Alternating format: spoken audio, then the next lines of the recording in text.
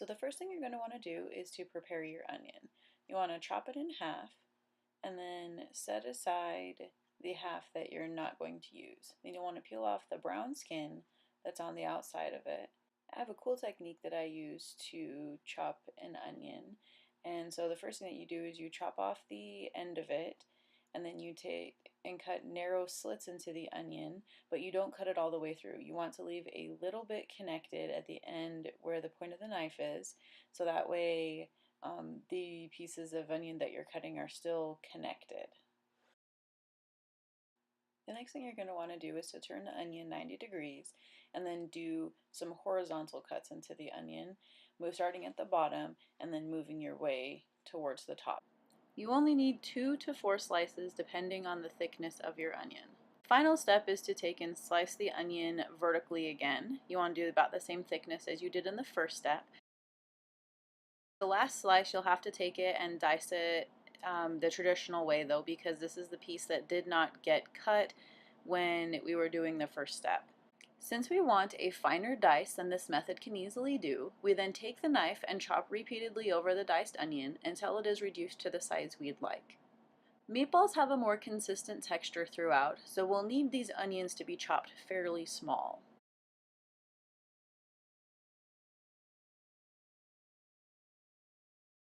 If you happen to own a food processor, it can make the process of dicing an onion very quick. Simply cut an onion in half, remove the brown outer skin, cut the onion into 8 pieces, and pulse in the food processor until the desired size is reached. Just be careful not to overpulse because too much moisture will be released from the onion, which can be problematic later.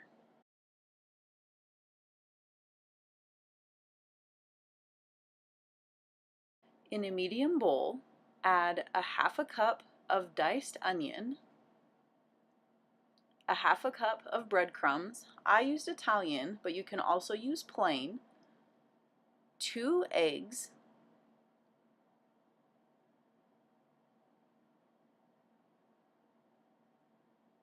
one and a half teaspoons of Italian seasoning,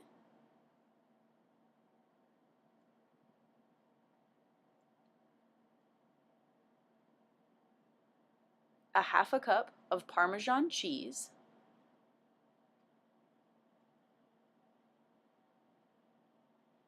and 1 teaspoon of minced garlic. There is 1 pound of ground beef. I use 93% lean beef, which means it will not cook down as much as, say, 80% ground beef. Just be aware that what I used costs more, but you end up with more meat in the end because there isn't as much fat filler. Then just mix it together with your hands, ensuring you don't squish the mixture like between your fingers, but instead gently knead it. Do this until it has all come together and looks the same throughout. Shape into meatballs about the size of a ping pong ball.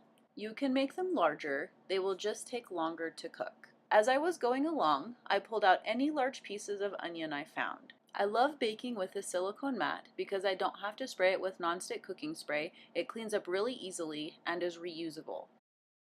If you do not have a silicone baking mat, aluminum foil and nonstick cooking spray work just as well.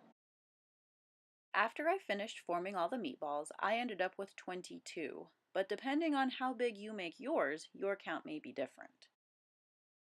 In the end, I had one meatball that was a bit smaller than the rest, so I decided to add the meat to the other balls instead of having one that was smaller.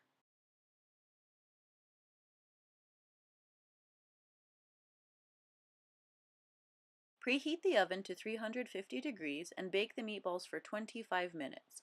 If your meatballs are larger, make sure to bake them longer. For instance, if you have 12, the cooking time should be about 35 minutes, and if your meatball count is somewhere between 12 and 22, use your best judgment for what cooking time should be. We're looking for meatballs to be brown all the way through, no pink anywhere.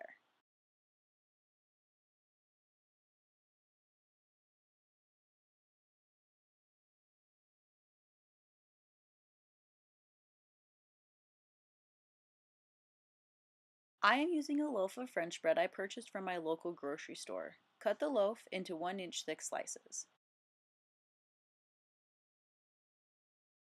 Place in a medium bowl 1/2 cup, that's 1 stick of room temperature butter, 1/2 teaspoon of dried parsley, 1 teaspoon of garlic powder, and 1/4 teaspoon of onion powder. Mix until combined and the butter has a light, airy consistency, about 1 to 2 minutes.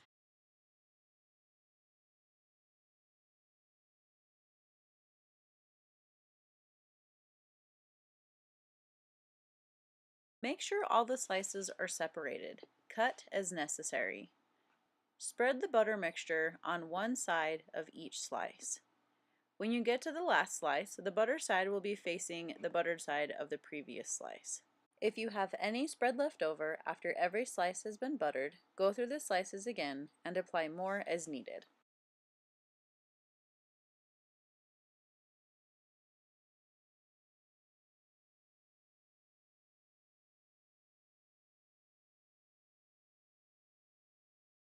Measure out the aluminum foil to wrap the loaf with. Make sure you have enough to wrap over both ends of the loaf. Place the loaf on the aluminum foil, then wrap the loaf snugly. Measure out another piece of aluminum foil, if necessary, to cover the top of the loaf. This piece does not need to wrap over the ends. Place the wrapped loaf in a 350-degree oven for 20 to 25 minutes. Peel back or remove some of the aluminum foil to see if the bread is done. You are looking for the loaf to be warmed through and all the butter to be melted. Cover and place back in the oven if it needs more time, or cover it to keep it warm until ready to serve.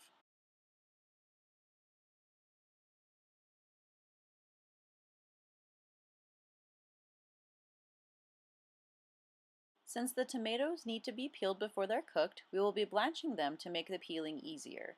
Heat a pot of water to boiling. Drop 2 pounds of tomatoes into the water at once and boil for 30 seconds to 1 minute.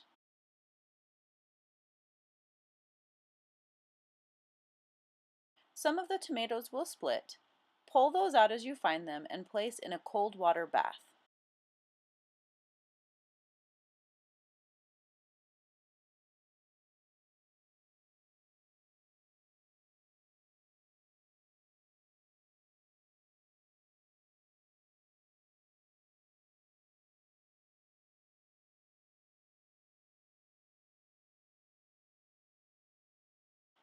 Blanching cooks the outermost part of the tomato, and since not all the tomatoes will split, do not boil the tomatoes longer than 1 minute.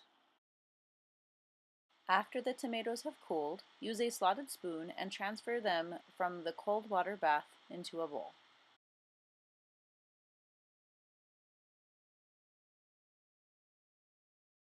Beginning with the tomatoes that have a split skin, peel the skin off. For the tomatoes that did not split, there's 2 different ways you can go. You can grab the little dot at the bottom of the tomato, use your fingernail to grip the skin, and tear. Or you can slit the skin with a paring knife. That's the small knife that has a blade smaller than a steak knife. Either way, the skin should spring apart when torn or slit, so there shouldn't be any problems with peeling. Use a paring knife to cut the core out of each tomato, being careful not to cut yourself. The core is the green, white, brown circle on one end. You should be cutting in a rough cone shape about 1/2 inch into the tomato.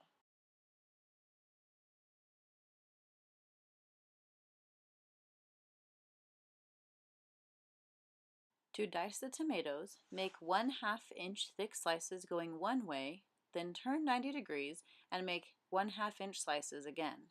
Depending on the structure of the tomato or which way you sliced first, you may have to perform the last slice on individual pieces of tomato, or you may be able to perform the last slice on a group of tomatoes.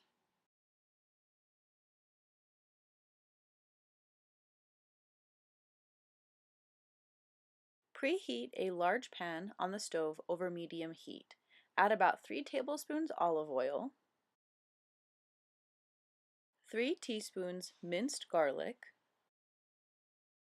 and 1/2 teaspoon Italian seasoning. Stir constantly until you can just smell the garlic.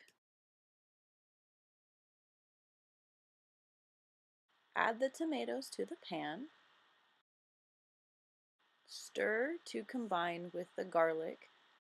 Reduce heat to medium-low. Cover the pan and cook for 20 minutes. Stir occasionally.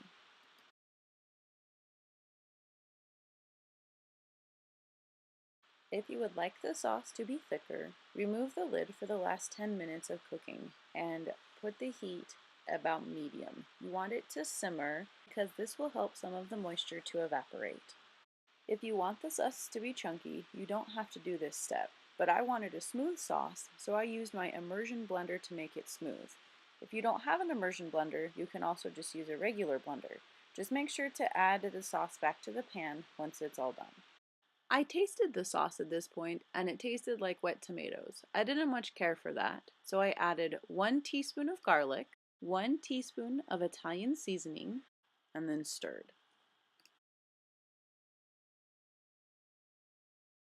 I tasted it again, but it still wasn't quite right, so I added in 2 teaspoons of beef bouillon, or 2 cubes depending on how you buy your bouillon, and then stirred it again. I tasted the sauce yet again, but it still needed a little something, so I added a Parmesan cheese blend I had in the fridge. You are welcome to add regular Parmesan cheese. I would say I added about 2 to 3 tablespoons.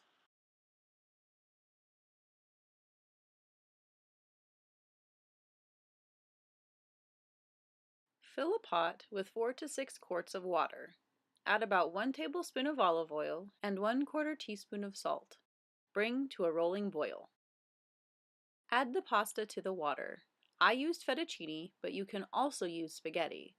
I grab a handful where the diameter is about the size of a quarter. Don't worry if this doesn't look like a lot of pasta.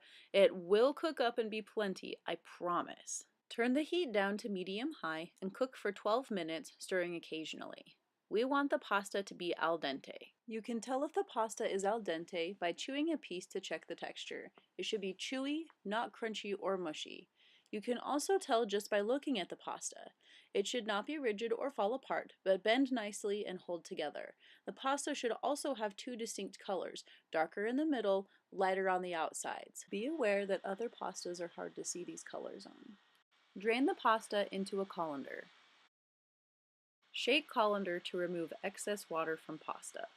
Put 1 tablespoon of butter or margarine into the pot. Move the butter around the pot to coat the bottom. Pour the drained pasta back into the pot and stir until the butter is melted. Sprinkle on a little Italian seasoning, or just parsley if you'd prefer, about 1/2 teaspoon. Stir to make sure all the pasta is coated.